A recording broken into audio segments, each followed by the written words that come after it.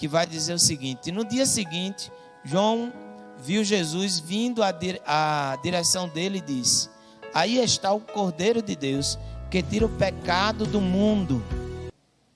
Essa afirmativa de João, ela é muito importante, porque a palavra cordeiro, ela está sendo atrelada, ela foi atrelada na cultura judaica a duas outras situações que ficaram de forma muito clara na mente e no comportamento judaico. Primeiro, o cordeiro era utilizado na Páscoa e ele simbolizava a expiação, aquele que serviu de condenação para que os condenados fossem libertos.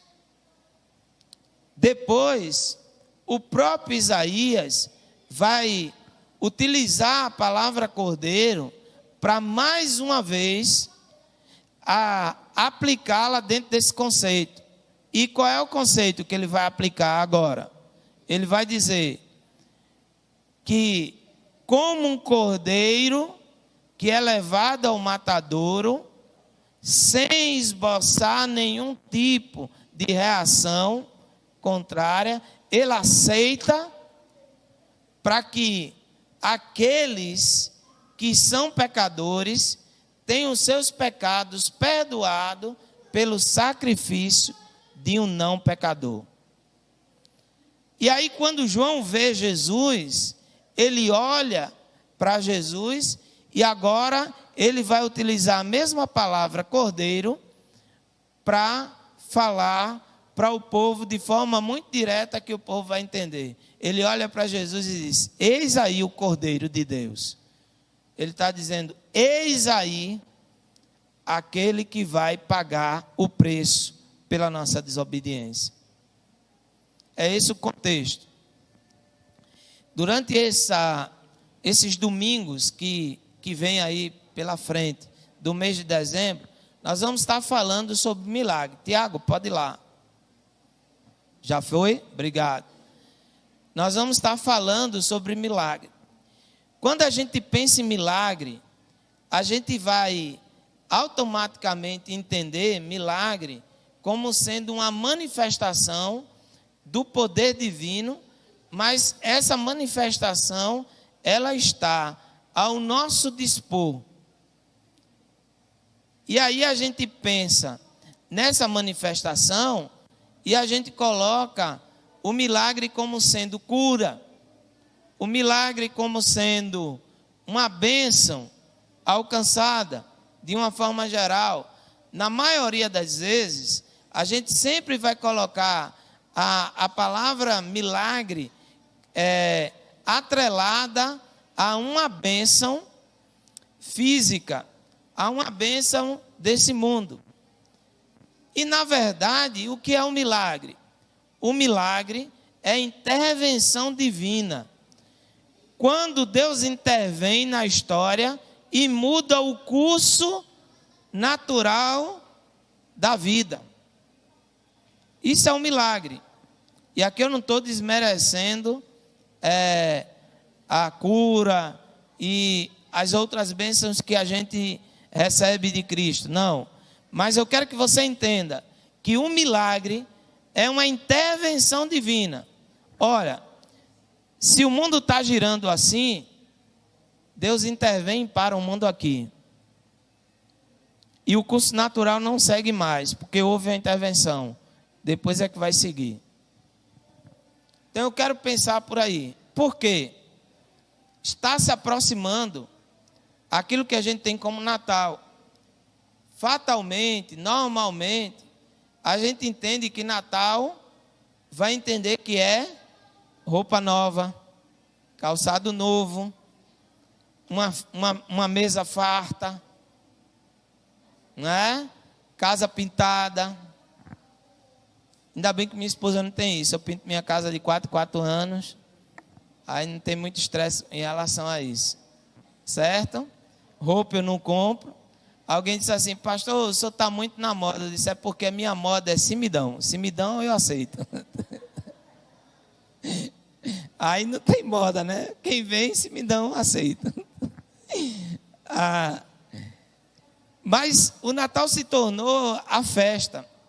E o sentido do Natal passou mais ao conteúdo, a ter coisas, do que aquilo que na essência deveria ser a prioridade dele. E pensando nisso, a gente vai pensar também que o milagre, de certa forma, foi banalizado. Porque a intervenção divina, hoje, parece que não é suficiente para que a gente viva e viva bem. Tem que ter alguma coisa a mais do que essa intervenção divina. Eu quero pensar com você sobre isso. Eu quero que você entenda que o curso natural da vida era nos levar para uma condenação eterna. Gênesis capítulo 2, capítulo 3 de Gênesis, capítulo 2, a formação familiar, capítulo 3, a queda do homem e o castigo do homem. E agora o homem, ser humano, está condenado. E o rumo natural agora é que todos deverão ir para a condenação eterna. E aí Deus faz aquilo que para mim é a coisa mais primordial, para mim é a coisa mais linda já feita pela humanidade, que o próprio João vai descrever no capítulo 1. Tão grande amor. Ele intervém na história, ele para o universo e ele diz: a condenação não vai haver. Por quê? Porque eu vou me sacrificar para que a humanidade tenha vida em mim.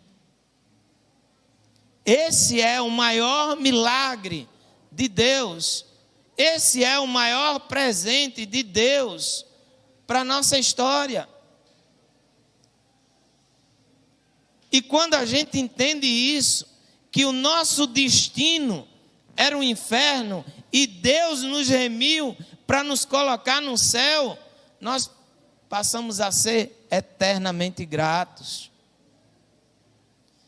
Passamos a ter aquilo que Jó expressou em palavra: bem sei que todos os teus planos não podem ser impedidos.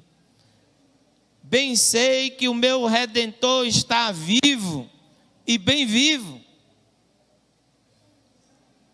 Porque o milagre de Deus se manifestou na minha vida. Agora, a condenação que estava sobre a minha vida foi interrompida para que eu não fosse mais destinado ao inferno, mas que eu fosse destinado aos céus. Você entende isso? Você está conseguindo abrir a sua mente para isso? Quando a gente abre a mente para isso, aí a gente pode fazer a mesma coisa que o apóstolo Paulo fez em Romanos. Posso todas as coisas naquele que me fortalece. Sabe por que Paulo diz isso? Porque ele vai lembrar de Eclesiastes. Lá em Eclesiastes, ele vai lembrar que Eclesiastes expressou: debaixo dos céus há tempo para todas as coisas. E aí Paulo vai dizer: se há tempo para tudo, o sofrimento que eu estou passando é temporário. Porque o sofrimento eterno foi anulado da minha vida pelo sacrifício de Cristo. Então, o milagre já ocorreu. E eu preciso celebrar esse milagre. Eu quero ser bem sucinto, bem breve, bem objetivo, por conta do jantar que vai ter, para a gente não alongar muito, que amanhã é um dia de trabalho. Mas eu quero te chamar nessa introdução das reflexões que vão vir, a entender que se Deus te curar de uma doença física, se Deus te tirar de uma situação qualquer, de um problema qualquer, mas se Ele não te salvar, não adiantou de nada. Não adiantou de nada. Porque as doenças vão voltar. Os problemas vão voltarem a surgir. Talvez os mesmos não, outros. E a condenação eterna estará sobre nós. O maior milagre que Deus poderia fazer já foi feito. Ele anulou a sentença condenatória que havia entre a minha cabeça e a tua cabeça, entre a minha vida e a tua vida.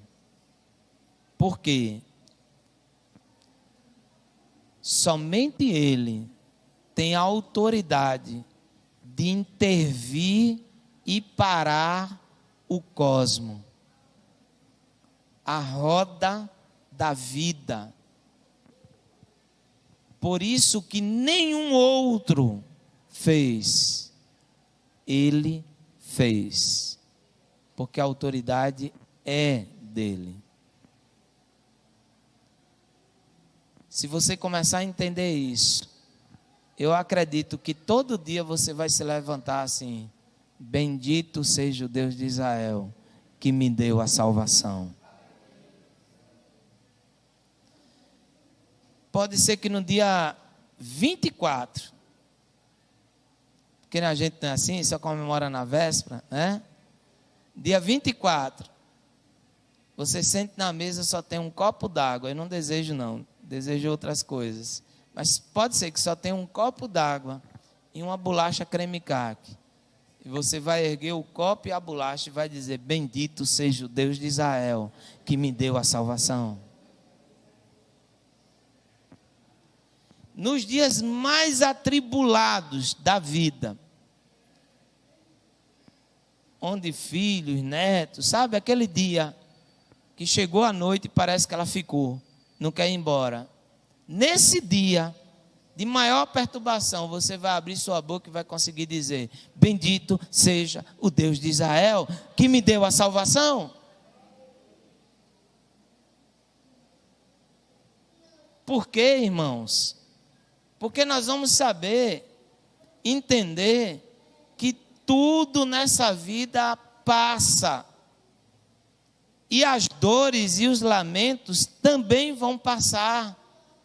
Porque a promessa que será revelada na minha vida é que toda dor e toda lágrima será enxuta. Esse é o milagre que eu quero te convidar a pensar nesses dias. Esse é um milagre que merece ser vivido e que merece ser lembrado todo dia. Por isso que João, ao olhar para Jesus, ele vai dizer: celebrem, celebrem, porque o Cordeiro de Deus desceu do seu trono e veio à terra. Há esperança. A rota do mundo foi interrompida, foi mudada. Agora nós temos esperança em Cristo Jesus. Meu desejo é que, de fato, o milagre de Deus se faça presente em nossas vidas. Amém?